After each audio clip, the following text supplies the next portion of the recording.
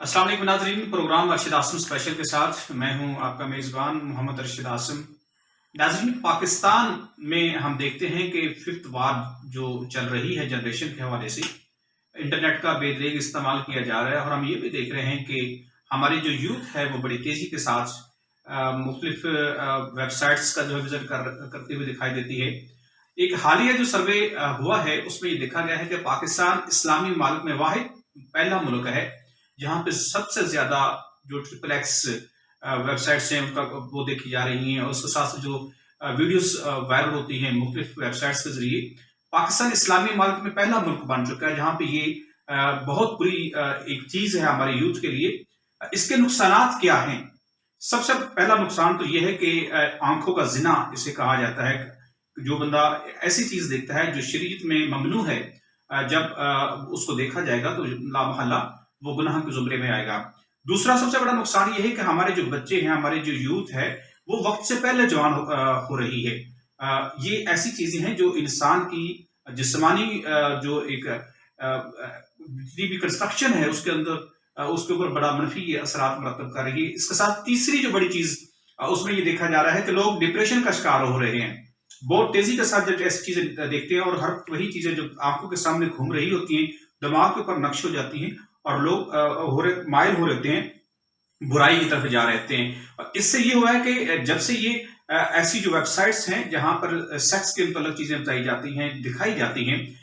उनका जो रेशो है व्यूज का वो बनिस्बत दूसरी के वो बहुत ज्यादा आम होता जा रहा है। इसके साथ साथ आपको ये भी बताते चले कि तलाक की शरह बहुत बढ़ गई है कि लोग जो मायल हो रहे हैं, बुराई की तरफ जाते हैं और उनसे बुराई की तरफ जैसे जाते हैं उनसे अज़दवाजी ताल्लुक निभाना मुश्किल हो जाता है। और हमने ये देखा है कि जो इस वक्त कोर्ट्स के अंदर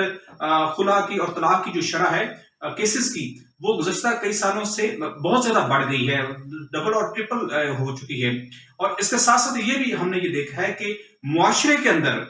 बुराई बहुत बढ़ गई है। हम अक्सर देखते हैं कि पाकिस्तान के दूरदर्श में ऐसे वाकयात हमें मिलते हैं कि कम से बच्चे हैं उनके साथ ज्यादती के जो मामलात हैं,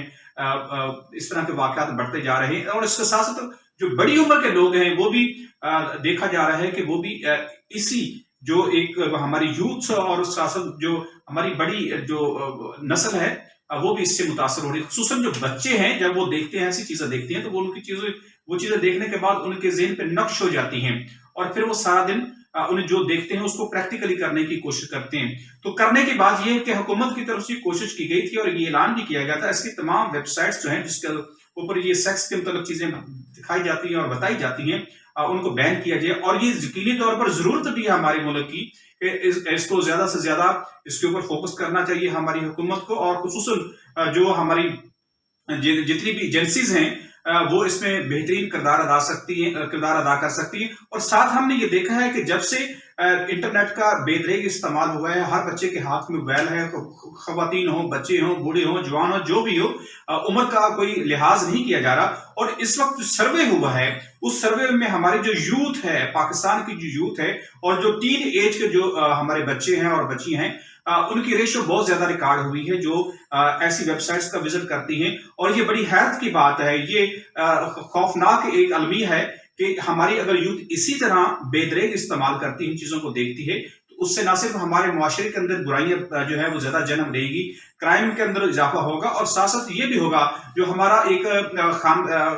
खानदानी और मुआशरती निजाम है ये भी बुरी तरह से मुतासर होगा। और इसके असरात ये होंगे कि जो हमने यूरोप के अंदर देखा है कि जिस तरह वहां पे कोई खानदान नहीं रहा, बड़े छोटे की तमीज खत्म हो गई है, वहां पर जो फैमिली सिस्टम है वो बहुत तेजी के साथ मुतासर होता जा रहा है। बल्कि वहां पे तो इस कदर जवाल हो चुका है कि बाप जो है बेटे को नहीं रोक सकता और बेटा बाप को नहीं रोक सकता कि वो बुराई के अंदर जिस तरह वो मुलवस है वो देखा जा रहा है। और यही चीज अगर हमारे मुल्क के अंदर भी इस तरह से जैसा कि ये सर्वे हो चुका है और पाकिस्तान पहले नंबर पे आ चुका है इन चीजों में, तो यकीनी तौर पर ये बहुत बड़ी अलार्मिंग सिचुएशन है। इस पे हमारी हुकूमत को भी कोशिश करनी चाहिए इसको रोकथाम के लिए, और जो इदारे बने हुए हैं इस सिलसिले में उनको भी अपना किरदार अदा करना चाहिए ताकि हमारी जो यूथ है वो अगर इसी तरह इसी डगर पे चलती रही तो फिर वो अपने दीन से भी दूर हो जाएंगी और जो हमारी मशरकी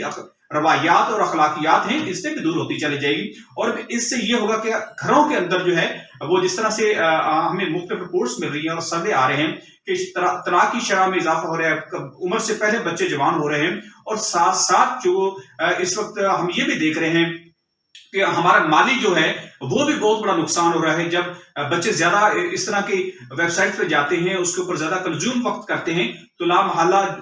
वो जितना भी नेट इस्तेमाल होता है वो सारा का सारा रेवेन्यू उन लोगों को जाता है जो इस तरह के मकरूह धंधे में मुलव्वस हैं। और फिर हमने ये भी देखा है कि कसूर के अंदर जो वाकयात हुए हैं और दीगर इलाकों में जो वाकयात हुए हैं वो भी इन्हीं चीजों का शाखसाना है। लोग इसको बिजनेस बना लेते हैं और ऐसी चीजों को फिर सोशल मीडिया के जरिए वायरल करते हैं और फिर इसको पूरी दुनिया में इसको एक कारोबार बना दिया जाता है। तो लिहाजा हमें ये देखना भी है और हमें सोचना भी है कि ऐसी जो हमारे मुआशरे को तबाह करने वाली जो खराफात हैं, इसको रोकने में बासियत मुआशरा हमें भी अपना किरदार अदा करना है और हुकूमत को भी चाहिए कि इसके हवाले से ठोस हिकमत अमली हो, ऐसी पॉलिसी हो कि पाकिस्तान के अंदर ऐसी कोई चीजें हैं जो वो नेट के जरिए जो आ रही हैं, जो हमारे मुआशरे को तबाह कर रही हैं, हमारे इस्लामी रवायात के ऊपर जो हमलावर हो रही हैं, उनको रोका जा सके। हमारी कोशिश होगी कि अगले प्रोग्राम में मजीद एक ऐसे सोशल इशू के ऊपर आपसे बात करें, आपके सामने वैसी चीजें लेके आए जो हमारे मुआशरे के लिए, हमारे दीन के लिए और बासियत इंसानियत के लिए जो नुकसानदेह हैं, ताकि हम उनका पर्दाजा करें और उसको ज्यादा से ज्यादा आगाही पैदा करें, शऊर पैदा करें अवाम के अंदर, ताकि हमारा मुआशरा जो है वो सही जगह पर चल सके। इसी के साथ ही अपने मेजबान मोहम्मद अरशद आसिम को इजाजत दीजिए। अगले प्रोग्राम में फिर मुलाकात होगी, तब तक के लिए अल्लाह निगहबान।